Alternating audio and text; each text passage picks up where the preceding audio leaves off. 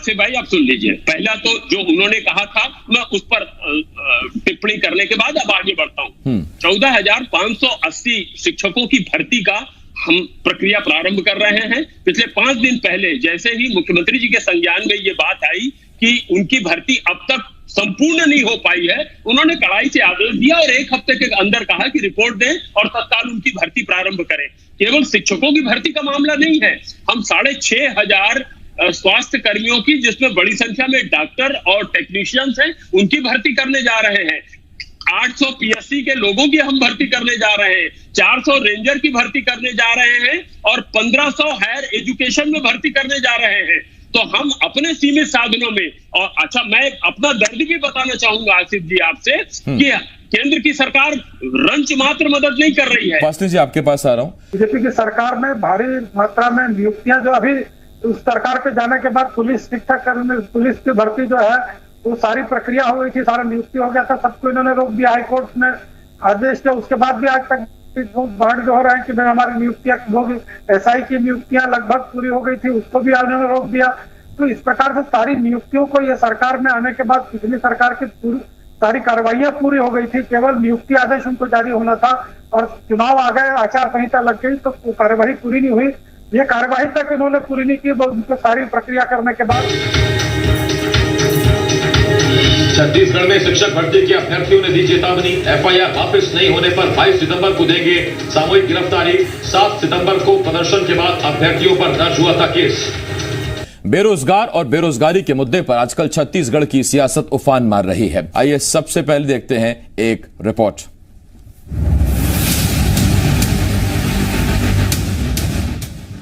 छत्तीसगढ़ की सियासत इन दिनों बेरोजगारी पर गरमाई हुई है। पिछले 2 दिनों से कांग्रेस की महासचिव प्रियंका गांधी बेरोजगारों और बेरोजगारी के मुद्दे पर केंद्र की मोदी और यूपी की योगी सरकार पर जमकर हमलावर है।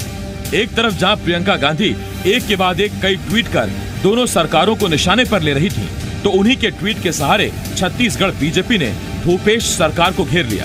पूर्व सीएम रमन सिंह ने प्रियंका गांधी के ट्वीट पर रिप्लाई किया। उन्होंने लिखा, प्रियंका गांधी जी थोड़ा ध्यान छत्तीसगढ़ के युवाओं पर भी दीजिए और अपने मुख्यमंत्री भूपेश बघेल को समझाइए, ना नई नौकरियां निकल रही हैं, ना रुकी हुई भर्तियों की ज्वाइनिंग हो रही है, ना बेरोजगारी भत्ता मिल रहा है। आवाज उठाने पर डंडे और बलवा का केस दर्ज हो रहा है। एक तरफ जहां ट्विटर पर बेरोजगारों के लिए सियासत का दर्द छलक रहा है, तो दूसरी तरफ छत्तीसगढ़ में बेरोजगारों का गुस्सा बढ़ता ही जा रहा है। शिक्षक भर्ती परीक्षा आगे बढ़ाने को लेकर जब प्रदेश के युवा सड़क पर उतरे, तो मुख्यमंत्री ने मामले में 1 हफ्ते में रिपोर्ट मांगी, तो दूसरी तरफ बेरोजगारों पर बलवा का केस दर्ज कर लिया गया। इस एफआईआर के खिलाफ अब अभ्यर्थियों ने 22 सितंबर को सामूहिक गिरफ्तारी का ऐलान कर दिया है। यहाँ के बेरोजगारों को न नौकरी मिल पा रही है, जो उनकी नियुक्तियां होना है जिसकी प्रक्रिया हो गई है उस पर कोई काम नहीं हो पा रहा है, और यहाँ तक कि बेरोजगारी भत्ता जो देने का आपने संकल्प लिया था जन घोषणा पत्र में, उसका 1 रुपए भी बेरोजगारों के खाते में नहीं जा रहा है। ये सबसे बड़ी असफलता है। सत्ता जाने के बाद ट्विटर से बाहर निकल नहीं पा रहे रमन सिंह जी। उनको ट्विटर से बाहर निकलकर छत्तीसगढ़ के विकास को देखना चाहिए। मुख्यमंत्री भूपेश बघेल की सरकार ने छत्तीसगढ़ के जनता से के वादों को पूरा किया है, और जो आपने 15 साल तक जो विकास के झूठे तस्वीर दिखाकर जो छत्तीसगढ़ की जनता को ठगने का काम किया था, अब वो तस्वीर बदल चुकी है। इस वक्त हमारे साथ कांग्रेस नेता राजेंद्र तिवारी जी, इसके साथ साथ बीजेपी की तरफ से सच्चिदानंद उपासने जी हमें ज्वाइन कर रहे हैं। मैं आप दोनों का बहुत बहुत स्वागत करता हूं। तिवारी जी स्वागत है आपका, उपासने जी आपका भी बहुत बहुत स्वागत है। सबसे पहला सवाल तिवारी जी आपसे, तो क्या बेरोजगारों के लिए दर्द जो उठता है वो सरकारों का चेहरा देखकर उठता है कि किस प्रदेश में या किस देश में, देश के केंद्र में किसकी सरकार है?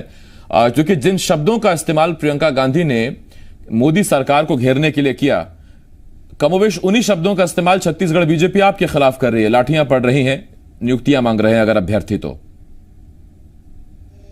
बात तो यह है आसिफ जी कि कम से कम रोजगार को लेकर के, बेरोजगारों के दर्द को लेकर के भारतीय जनता पार्टी को तो एक शब्द नहीं बोलना चाहिए। उन्होंने इस देश का ऐसा सत्यानाश किया हुआ है।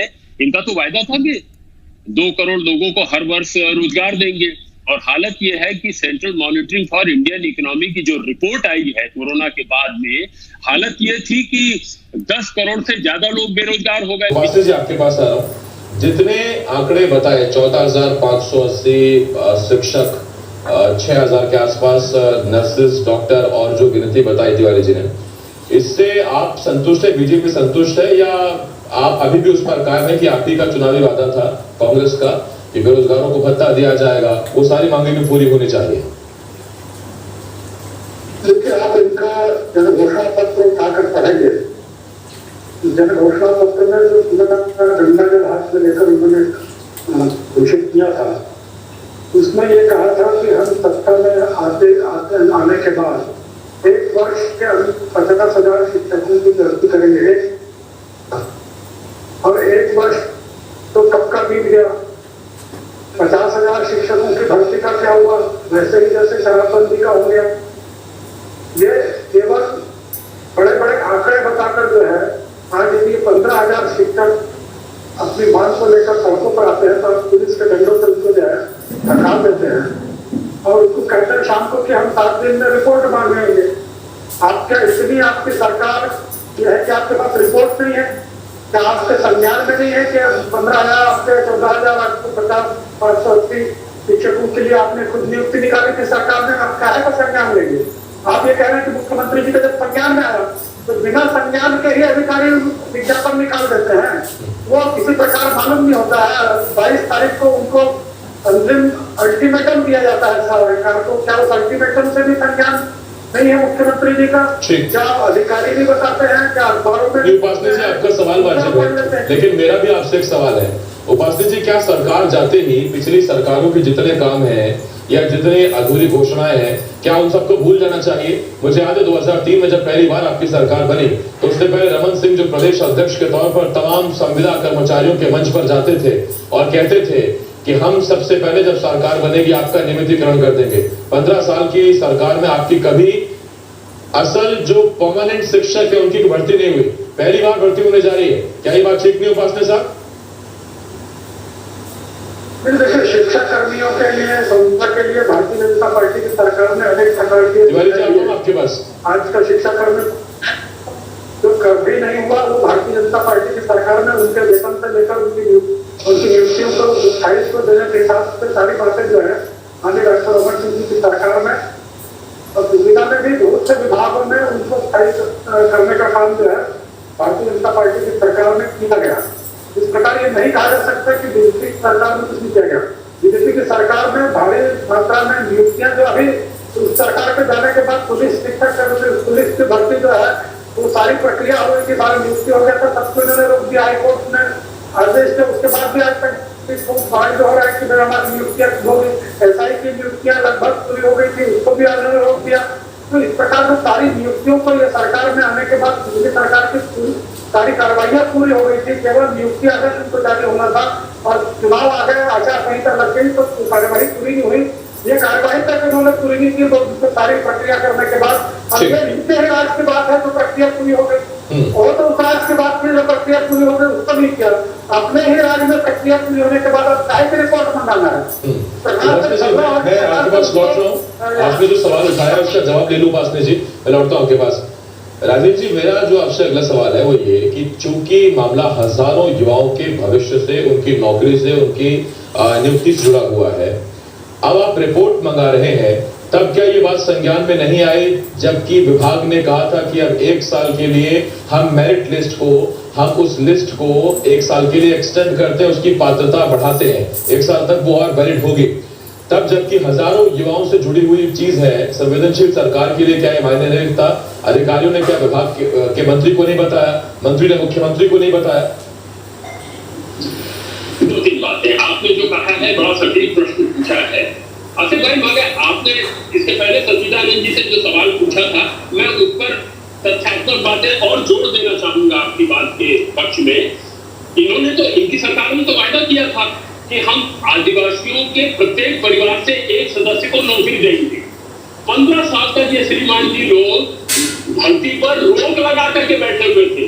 पीएससी की परीक्षा जो हर साल होनी चाहिए थी, 15 साल में इन्होंने केवल 9 बार ली। तो कम से कम ये बात न करें और दूसरी बात, आपने जो मुझसे सवाल पूछा है प्रक्रिया के संदर्भ में, ये जरूर है कि हम तो इस कार्य को संपादित कर चुके होते, मगर आसिफ भाई पूरे देश को जिस तरह से भयंकर महामारी में धकेल दिया है नरेंद्र भाई मोदी ने, अनियंत्रित लॉकडाउन लगा करके, जिसका दुष्परिणाम पूरा भारत नंबर 1 में आ नहीं गया आजकल हम लोग मौत के मामले में, और नंबर 2 संक्रमण के मामले में है। अगर थोड़ी सी जांच हमारी तेज हो जाए तो शायद संक्रमण के मामले में भी पूरी दुनिया में हम नंबर 1 पे रहेंगे। तो हम पिछले 6 महीने से तो कोरोना से जूझ रहे हैं कि हमारे यहाँ दो लोग थे कोरोना से संक्रमित, मगर जैसे ही लॉकडाउन के संदर्भ में जैसे ही हटा और प्रवासी मजदूर आए तो बहुत बड़ी संख्या में संक्रमण बढ़ा, और पूरा ध्यान इस समय सरकार का यह है कि संक्रमण न फैलने पाए और मृत्यु बिल्कुल ना हो।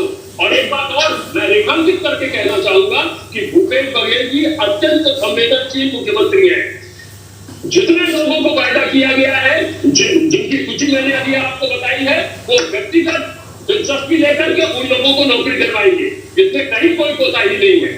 ये है कि कोरोना के कारण बिल्कुल कोरोना आया मार्च के बाद, आपकी सरकार बन गई थी दिसंबर में, लड़ने की प्राथमिकता हो गई है। जी आसिफ जी, कोरोना आया मार्च के बाद सर, सरकार आपकी बन गई थी दिसंबर में, तो पर्याप्त वक्त नहीं था क्या? नहीं, उसकी प्रक्रिया चालू हुई, मगर हमारे यहाँ चालू हुआ और उसके तत्काल बाद 2 बाई इलेक्शन हुए, फिर उसके बाद नगर निगम नगर पंचायत के चुनाव हुए। ये लंबी प्रक्रिया, और उसके कारण जो आचार संहिता वो लगी हुई थी, तो उस समय करने की स्थिति नहीं थी। जैसे ही हम करने जा रहे थे तो कोर्ट के ऊपर छाछ बोलते हैं, उस तरह से ये महामारी आई। पूरे देश में इकोनॉमी की स्थिति वैसे ही बहुत सत्यानाश थी, और ऊपर से जिस तरह से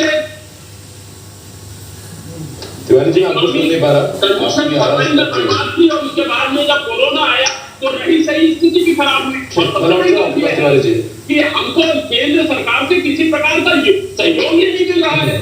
मैं लौटता हूँ आपके पास, उपासनी जी आपके पास आ रहा हूँ। उपासनी जी 2 तरह की नौकरी होती है, एक सरकारी और एक प्राइवेट, और सरकारी में 2 तरह की नौकरी होती है, एक केंद्र की और एक राज्य की। उसमें आप राज्य सरकार से तो नौकरी चाहते हैं, लेकिन वो नौकरियां जो केंद्र पैदा करता है, जो केंद्र की आती है, उन पर आप कुछ कहना चाहेंगे?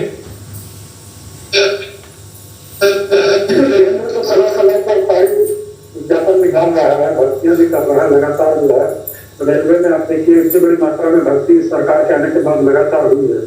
तो ये नहीं कहा जा सकता कि केंद्र सरकार भर्तियां नहीं कर रही है। सभी मामलों जहाँ जहाँ पर केंद्र के विभाग है उन विभागों में लगातार, लेकिन जिस प्रकार की बात राजीव तिवारी जी कह रहे हैं उसको तो समझ ही नहीं आता कि कोरोना का बहाना लेकर आप 14,580 शिक्षकों के भविष्य के साथ खिलवाड़ कर रहे हैं। आप संसदीय सचिवों की नियुक्ति कर सकते हैं, आप आयोग निगम आयोग बना सकते हैं, आप विधायकों की संख्या बढ़ा सकते हैं, उनके भत्ते बढ़ा सकते हैं, विधानसभा का सत्र कर सकते हैं, आपके वंशवाद को खुश करने के लिए आप मंत्रियों के भवनों का, मंत्री के भवनों का, विधानसभा भवन का शिलान्यास करके उसका निर्माण कार्य प्रारंभ कर सकते हैं। उसके लिए आपके पास बजट हो सकता है। अंग्रेजी स्कूल आपने दिखाने के लिए प्रारंभ किए, उसके शिक्षकों की भर्ती आप करा सकते हैं, उसमें आप अंग्रेजी पढ़े हुए शिक्षकों को आपने भर्ती क्या करेगा? ठीक है, उपासनी जी काम भी गिना रहे हैं। इसके साथ साथ पूछ रहे हैं कि जब इतना बजट वहां खर्च किया जाता है तो शिक्षकों को बजट क्यों नहीं दिया जा सकता है? दिक्कत कुछ है, मैं आप दोनों को ठीक से सुन नहीं पा रहा। बहुत शुक्रिया तिवारी जी, आपने अपनी बात रखी। उपासनी जी धन्यवाद आपका।